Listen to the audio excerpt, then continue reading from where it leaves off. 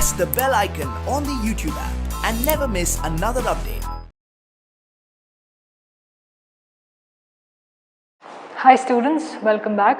Today we are going to begin another chapter, that is local government. This is how we are going to deal with what is called as a government in our locality. This is under political science. Alright.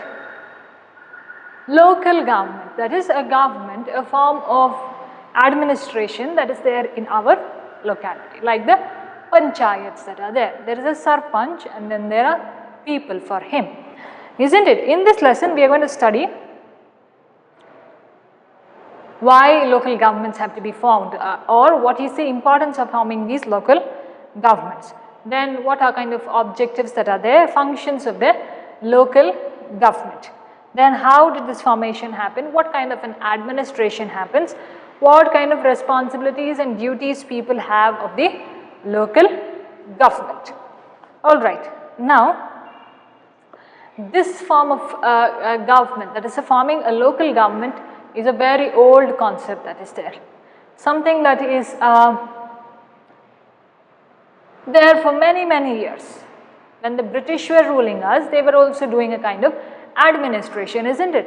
There is one figure that is mentioned, his name is Lord Ripon, who also gave the rights of having the local government. So he is called as the father of local government in India. We will come to that later. But understanding before that, we had a lot of many kingdoms in India. They also have done their part of ruling the area or territory or the kingdom that they were belonging to. One kingdom has come, somebody else has defeated them, they have taken over, or two kingdoms in the same era have or same time frame have joined together to rule or administer. So all this has happened for a very long time, something not new that is happening today or yesterday, but people have gathered together to rule and to know their responsibilities and duties since ages. Then why is this local self-government needed? Self-governing locality, people in the locality, because it has to have a connection between whom? The local people and the government. The government should have a connection with the local people. Why is it also necessary for local people to tell out their problems? Some problems that they can solve within themselves, okay, among themselves there, sometimes at a larger level. So all these things, whatever it is, involving in certain ceremonies, giving certain decisions on certain things, these things are needed. Now, at the very deepest or the basic level is our locality, isn't it? And then we come to the state and country and other things. Where we stay is our society, is our locality. We have to begin there. We have to begin our ruling and administration there. And when we begin there, that kind of a functioning takes us on a higher level. Okay, that is how they can give different powers through election and through other electoral processes that are there. Now, Lord Ripon, he proposed this bill on local government in 1882.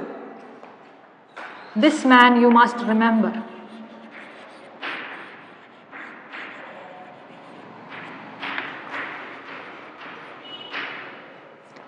He gave the bill on local government.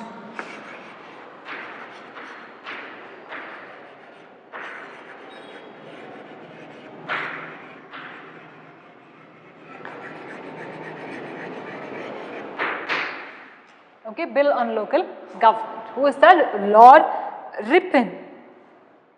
Now, this was again formulated in and then this bill that he gave led to the formation of local governments in India. That is why he is called as the father of local government in India.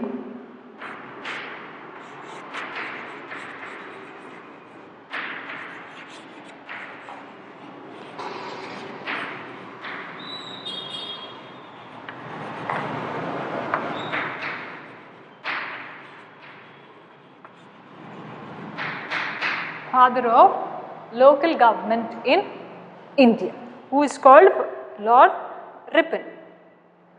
After that, in 1919 and 1935, many other acts were passed by the British. British provided many powers for the people who were ruling in the local governments, okay, with the acts of 1919 and 1935. So, self-governing institutions, that is institutions that can govern themselves, were established in India. Then after independence that India got, Government of India appointed many organizations and many committees and passed acts to realize their dream, okay. Father of the nation had a dream of Grama Swaraja, and that was realized after independence. Then in the Indian constitution, it is also laid down that states shall take responsibilities to organize village panchayats and give them whatever power and authority that they need. So, 73rd and 74th of the constitutional amendment which came to effect in 1993, that gave us the Panchayat Raj system, that is 73rd and 74th amendment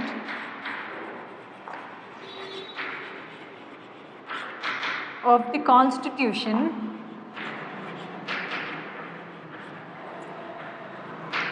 okay, 73rd and 74th amendment of the constitution which came to amendments which came to effect in 1993, they set a milestone for the establishment of the Panchayat Raj system.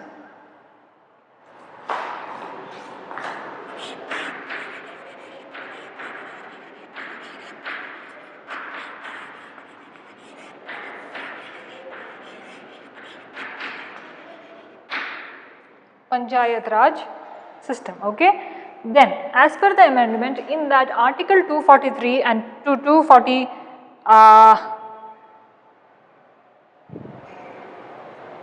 article 243 says of the schedule 9, under this amendment article 243 schedule 9 says about Panchayat Raj system, everything in detail is laid down.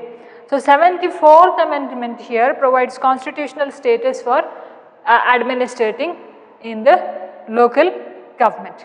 Then in schedule 9A, articles from 243P to 243ZG have about this administration, that is civic administration, local administration, that is there. Now, local governments in Karnataka were there during pre-independence period also.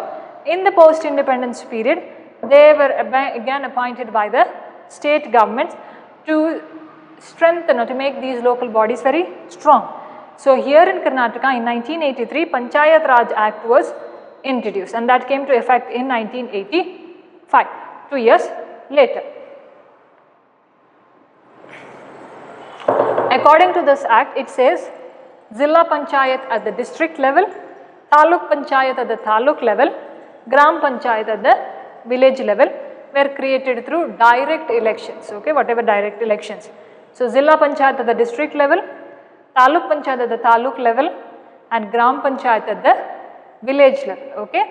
So, this Karnataka Panchayat Raj system, Panchayat Raj Act was framed under the 73rd amendment of the Indian Constitution, 73rd amendment of the Indian Constitution in 1993. Under this 73rd amendment, this kind of a Panchayat Raj Act was framed in Karnataka in 1993. Later it was renamed as Karnataka Grama Swaraj.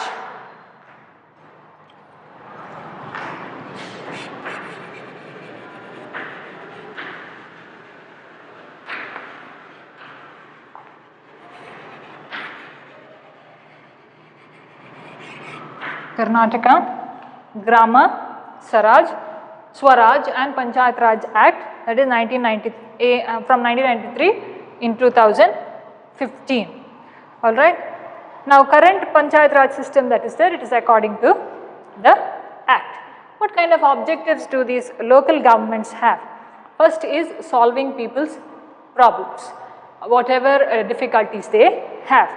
Then to give knowledge about the certain kind of administration that is there to local people, who can do what can be done, okay. To give them knowledge, to create awareness. Then how to make administration more efficient, how to decentralize the power, how to bring all power there, how to delegate work as well. So how to administer or how to rule better. Then to train people, to develop their leadership qualities, whoever has it, okay, and then start at the lowest level. People must begin at the lowest level, realizing their responsibilities, their leadership skills, and then move on to other sectors of elections that are happening elsewhere. Alright, what kind of a functions do they have, or what kind of functions do they show us? First one is they protect and maintain the panchayat property that is there. Then they create an annual budget, a total income and expenditure that they have to do of the local body that is there. Then health related problems or health related and welfare programs, family welfare programs are taken care of. Sometimes children are also aided and helped. Now they are also taking projects like construction of roads, electric facilities to people, drinking water, supply of drinking good and safe drinking water to people. So all these kind of things that are necessary for them are taken. Then educational programs, so that children don't drop out of school, children are given basic education. To prevent pollution, to keep people's health better, okay, health facilities that are given.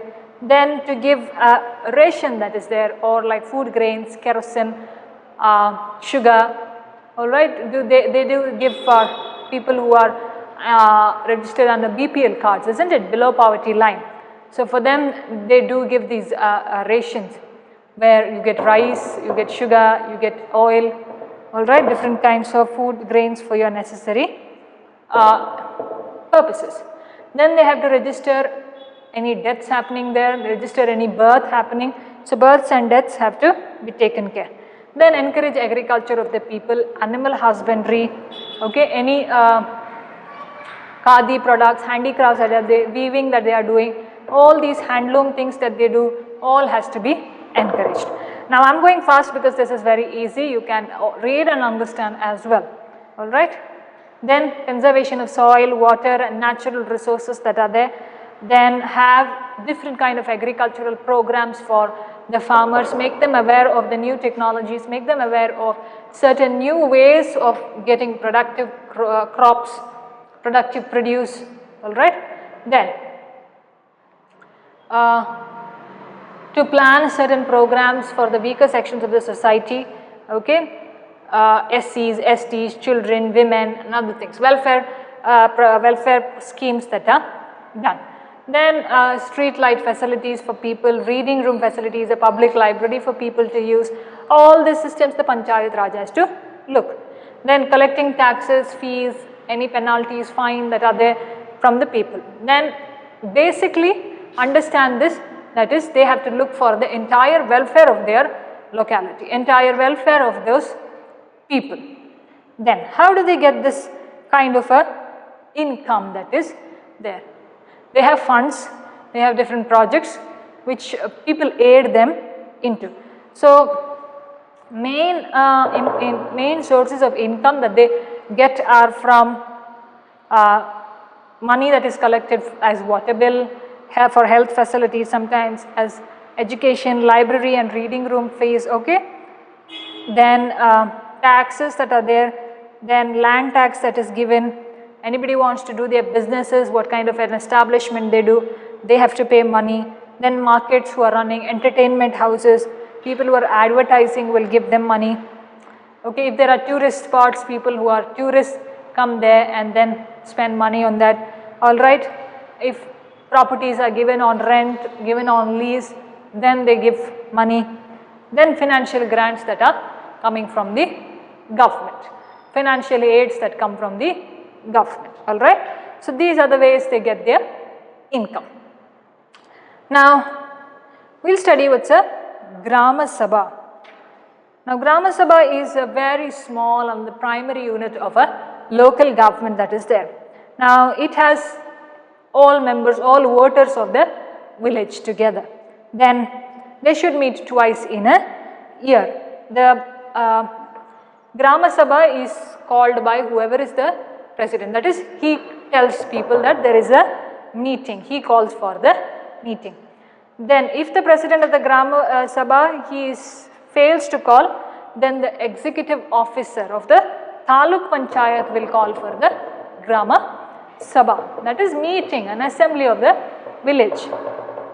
Alright. So the Grama Sabha will be presided, okay, who will be the main people there is president or vice president, the Grama Panchayat, and any one voter member of the Sabha.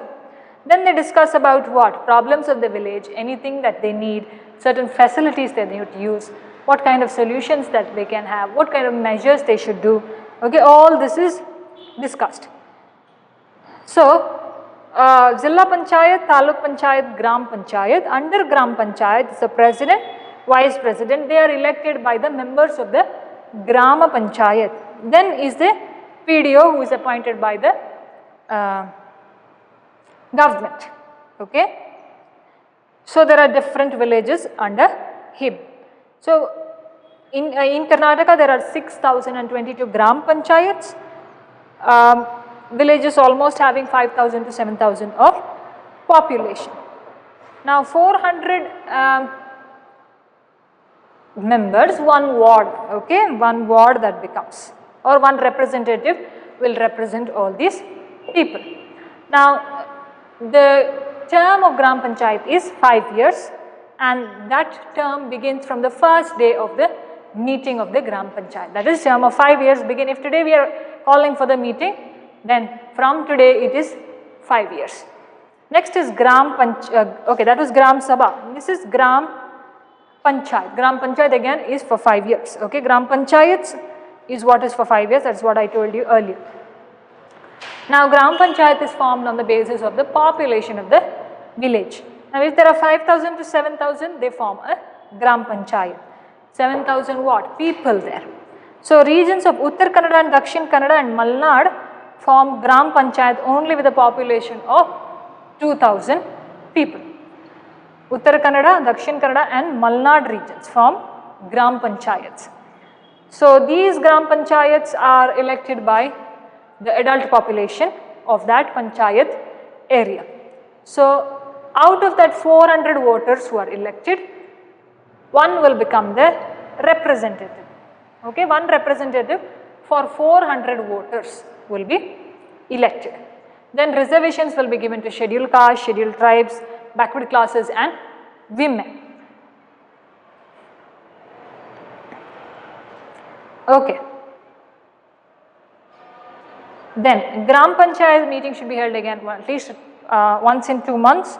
Then at least 1/3 of the members must be present for their decisions. They all take the decisions together along with the whoever has been elected as the president and the vice president for a term of 30 months. For a term of 30 months they stay together. So the president will preside over the meeting of the Gram Panchayat, and in his absence the vice president will take over the meetings. So reservations are done for the posts of are applicable, not done, are applicable for president as well as vice president. Now this Panchayat Development Officer, that is the PDO, he becomes the head of the Gram Panchayat. The PDO is the head of the Gram Panchayat, being appointed by the government. Next is the Taluk Panchayat. Okay, Taluk Panchayat. Now this Panchayat Raj Act that was established of 1993, it gives for the creation of a Taluk Panchayat at the Taluk level. Now Taluk Panchayat has members directly elected from the eligible, whoever is eligible to be to vote, they are elected from there. So again it is based on the number of population there. there is one elected representative for 12,500 to 15,000 voters, one elected representative for all these people. Again, reservations are given for SCs, STs, women and backward classes.